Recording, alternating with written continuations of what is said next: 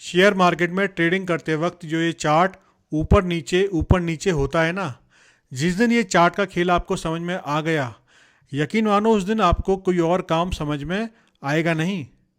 बस दिक्कत क्या है कि ये समझ में आता तो है पर थोड़ी देर से आता है, और जिसकी समझ में ये आ जाता है फिर उसको कुछ और समझ में नहीं आता है। लेकिन अब सवाल ये आता है कि जिसको ये समझ में आ जाता है वो क्या ऐसा करता है कि उसको ये समझ में आ जाता है। तो मेरे दोस्त, ये तो वही जानता है जिसने इसको समझ लिया है। आप समझ रहे हो ना, कितनी रातें वो सोया नहीं इस मार्केट को सीखने के लिए, कितने महीने वो अपने कमरे से बाहर नहीं निकला इस मार्केट को सीखने के लिए, कितने घर वालों के ताने सुने और कितनी पैसे की किल्लत झेली उसने इसको सीखने के लिए। तो बहुत कुछ सहने के बाद और कई साल की कड़ी मेहनत के बाद ये सब समझ में आता है।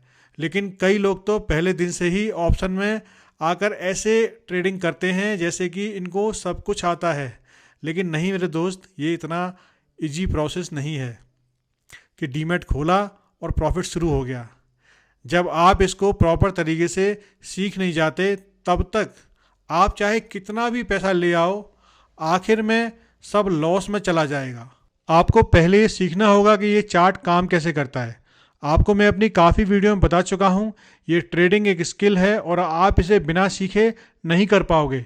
और कई लोगों को तो ऐसा लगता है कि मैंने यूट्यूब से ट्रेंड लाइन ड्रॉ करना सीख लिया है, 2-4 लाइनें खींचना सीख लिया, इंडिकेटर लगाना सीख लिया, तो मेरी समझ में सब कुछ आ गया। नहीं, बिल्कुल नहीं मेरे दोस्त। इस पर आपको सही मेंटर के अंडर में बहुत प्रैक्टिस करनी पड़ेगी। आपको बहुत ज़्यादा मेहनत करने की नहीं, बल्कि सही दिशा में मेहनत करने की ज़रूरत पड़ेगी।